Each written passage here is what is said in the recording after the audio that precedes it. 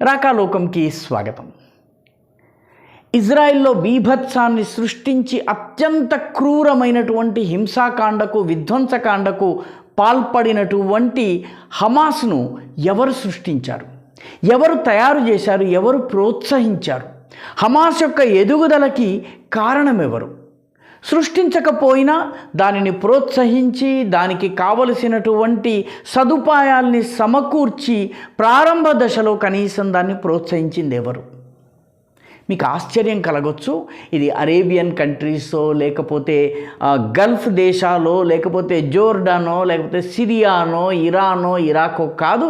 ఇప్పుడు ఇరాన్ ప్రోత్సహిస్తూ ఉండవచ్చు గాక, కానీ ప్రారంభ దశలో హమాస్ని ప్రోత్సహించినటువంటి వారు ఇజ్రాయెల్ దీన్ని ప్రోత్సహించింది. ఆశ్చర్యం కలగొచ్చు, కానీ ఇది వాస్తవం.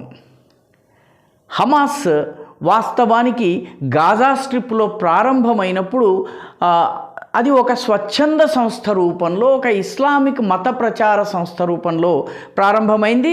దీనిని 1978లో రిజిస్ట్రేషన్ చేశారు. ఈ రిజిస్ట్రేషన్ చేసినటువంటి వ్యక్తి పేరు షేక్ మహమ్మద్ యాసీన్. ఈ షేక్ మహమ్మద్ యాసీన్కి ఒక కన్ను కనిపించదు, పార్షియలీ బ్లైండ్. అదేవిధంగా అవిటివాడు కూడాను. కేవలం మతం కోసం నేను వస్తాను, ప్రచారం చేస్తాను అన్నప్పుడు ఇతనిని ఇజ్రాయెల్ ప్రోత్సహించింది. ఇజ్రాయెల్ ప్రోత్సహించడానికి ఒక కారణం ఉంది. కారణం ఏంటంటే అప్పటికే వెస్ట్ బ్యాంక్ ప్రాంతంలో యాసిర్ అరాఫత్కి సంబంధించిన అల్ ఫతా సంస్థ, పాలస్తీనియన్ లిబరేషన్ ఆర్గనైజేషన్ PLO అంటారు, ఈ సంస్థ చాలా బలంగా ఉండేది. అయితే ఈ సంస్థను దెబ్బతీయడం కోసం, ఈ సంస్థ ప్రాబల్యాన్ని దెబ్బతీయడం కోసము ఇజ్రాయెల్ ఒక పథకం ప్రకారము ఈ హమాస్కి రిజిస్ట్రేషన్ చేయించటము, ఈ హమాస్ని ప్రోత్సహించటం చేసింది. ఇజ్రాయెల్ ఇంటెలిజెన్స్ అధికారులు ఈ పనిని చేశారు. దీనికోసము గాజాకు మిలిటరీ గవర్నర్గా ఉన్నటువంటి బ్రిగేడియర్ జనరల్ ఇజ్జాక్ సెగేవ్ అనేటటువంటి వ్యక్తిని పెట్టి ఈ హమాస్ని ప్రోత్సహించడం మొదలుపెట్టింది. కారణం ఏంటంటే ప్రపంచవ్యాప్తంగా పరిచయాలుండి, గల్ఫ్ దేశాలలో ప్రభావం ఉండి, అరేబియన్ దేశాలను ప్రభావితం చేస్తున్నటువంటి యాసిర్ అరాఫత్ని బలహీనపరచాలి. నిజానికి యాసిర్ అరాఫత్ పాలెస్టీనా కోసం పోరాడినప్పటికీ సెక్యులర్ నాయకుడు. యాసిర్ అరాఫత్కి సంబంధించినటువంటి పాలెస్టీనియన్ లిబరేషన్ ఆర్గనైజేషన్లో క్రిస్టియన్లు కూడా ఉండేవారు. చాలామంది కీలక పదవుల్లో క్రైస్తవులు ఉండేవారు.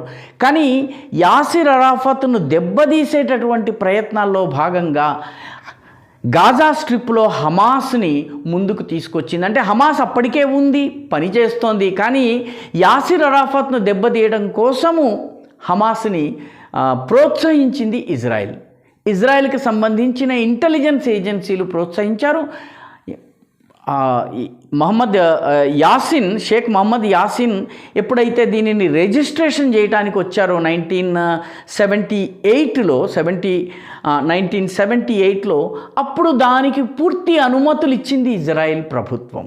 ఇజ్రాయెల్లో ఉన్నటువంటి ఇంటెలిజెన్స్ వర్గాలు చాలా కాలం వరకు హమాస్ని ప్రోత్సహించాయి. లక్ష్యము యాసిర్ అరాఫత్ని దెబ్బగొట్టడము, పాలెస్టీనియన్ లిబరేషన్ ఆర్గనైజేషన్ని వీకెండ్ చేయటము, బలహీనపరచటము.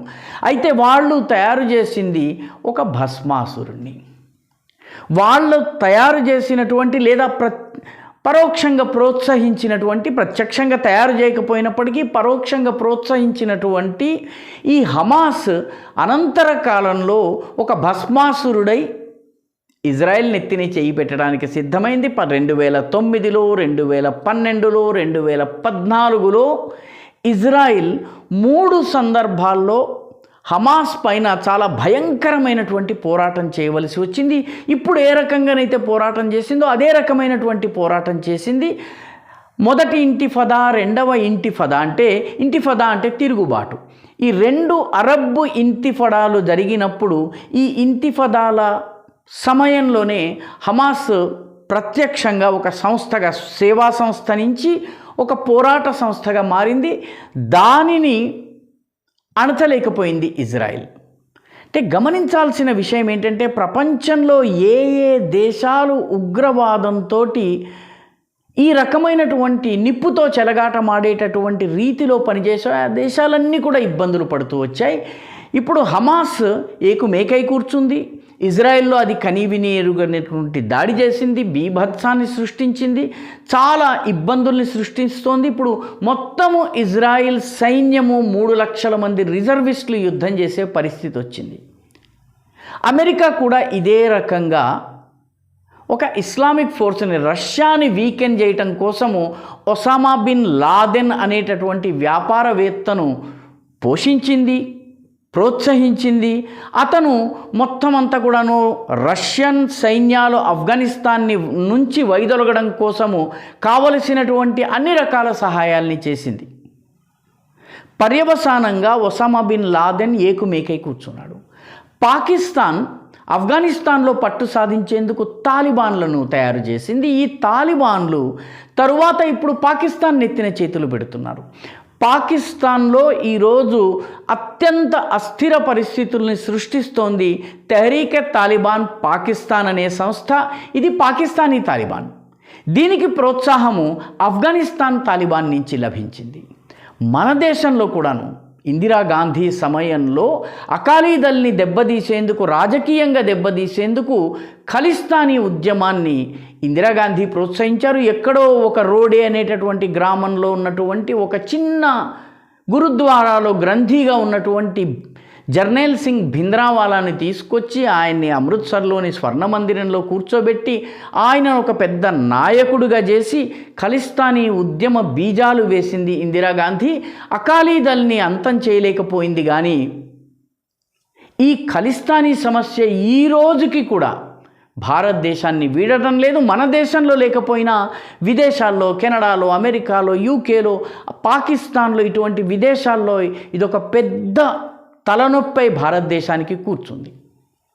ఉగ్రవాదంతో ఎవరెవరు ఉగ్రవాదాన్ని చేరదీస్తారో, ఏ కారణం చేతనైనా దాని నిప్పుతో చెలగాటమాడుతారో ఆ నిప్పు వాళ్లను దహించటం తథ్యము. ఖలిస్తాన్ ఉదాహరణ ఇందిరాగాంధీ విషయంలో అదే జరిగింది.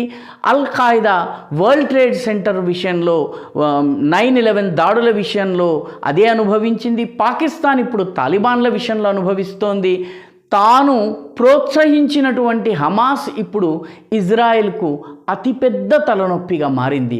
కాబట్టి ఉగ్రవాదం విషయంలో రాజీ లేని ధోరణిని అవలంబించటం తప్ప మరొక మార్గం లేదు.